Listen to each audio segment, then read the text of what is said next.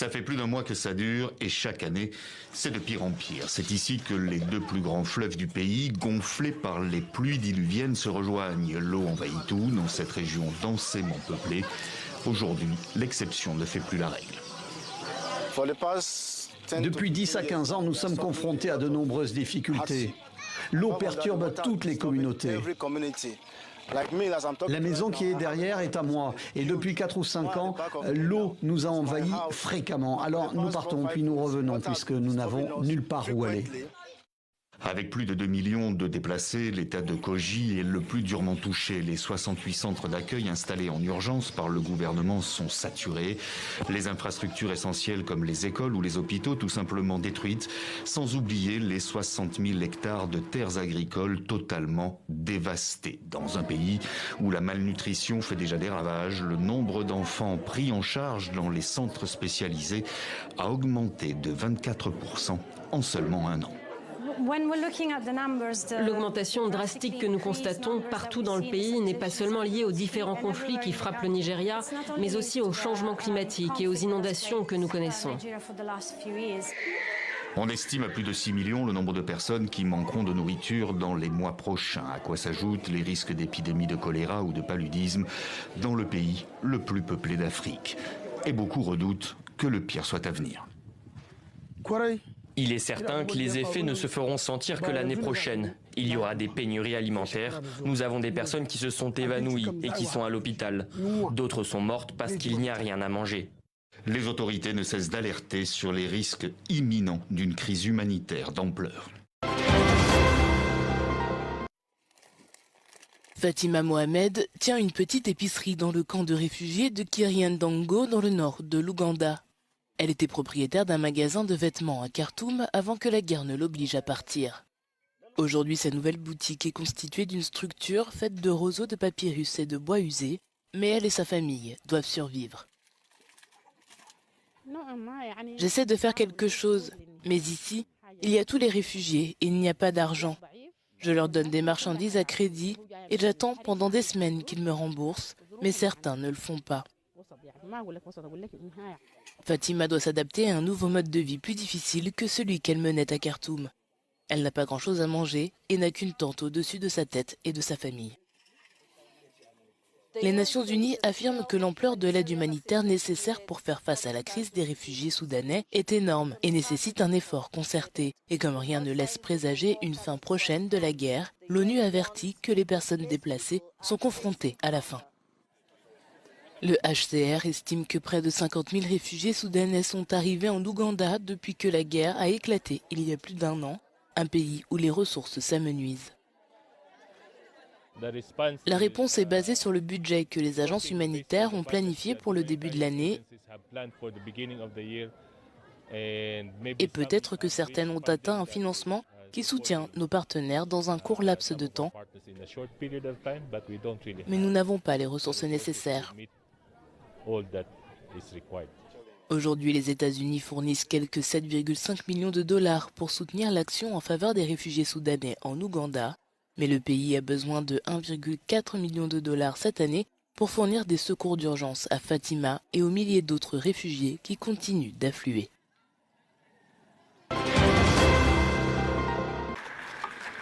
Le chef de la junte militaire au Mali, le colonel Assimi Goïta, a été promu mercredi général de l'armée avec un titre spécial, devenant ainsi le détenteur de la plus haute distinction militaire du pays. 5 autres colonels influents de la junte ont également été promus à titre exceptionnel au rang de généraux 4 étoiles, consolidant ainsi l'autorité militaire dans la gouvernance du Mali. Bien qu'ils aient promis de transférer le pouvoir à des civils après des élections, les militaires n'ont pas respecté leurs engagements, en reportant les élections prévues en février 2024. Assimi Goïta est cité comme probable candidat à une future élection présidentielle. Mais actuellement, aucune date n'a été fixée pour le scrutin. Niamey rend hommage à l'un de ses héros avec les honneurs militaires. Terminée l'avenue du Général de Gaulle, remplacée par l'avenue Djibo Bakary, du nom du premier maire de la ville et fervent partisan de l'indépendance. Le régime nigérien efface peu à peu des noms évoquant l'ancienne puissance coloniale française. Ce mardi, plusieurs lieux symboliques de la capitale ont été débaptisés. La plupart des avenues, boulevards, lieux de mémoire, rues, sites et places de nos villes en général et de la capitale en particulier portaient des noms qui ne représentaient pas des repères dans l'imaginaire du collectif de nos concitoyens.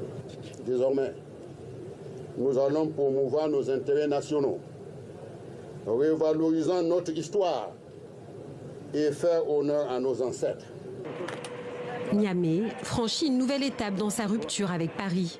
Au pas de course, les militaires nigériens inaugurent différents lieux.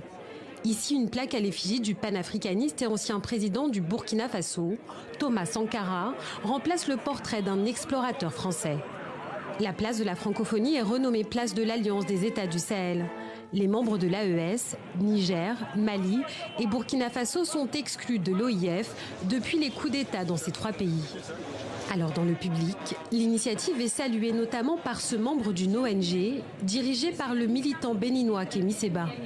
Un sentiment de fierté de voir qu'à l'occasion de son lâche assassinat, qu'une place qui portait le nom d'un colon a été rebaptisée à son honneur. Avec ces actions, le pouvoir militaire nigérien affirme vouloir honorer ses héros. D'autres rues devraient être débaptisées et prendre le nom de figures locales dans les prochains mois.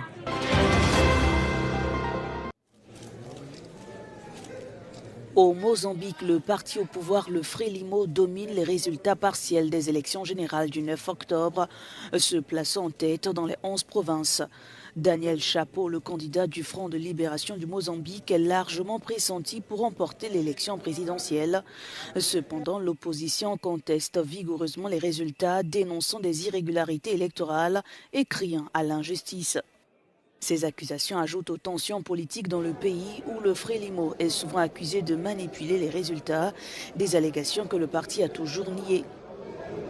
Venancio Mondlane, candidat indépendant et principal adversaire de Daniel Chapo, a affirmé être en tête selon son propre décompte des voix. Il a également appelé à une grève générale le 21 octobre prochain pour protester contre les résultats provisoires. Le Frelimo gouverne le Mozambique depuis 1975. Les résultats définitifs des élections sont attendus pour le 24 octobre.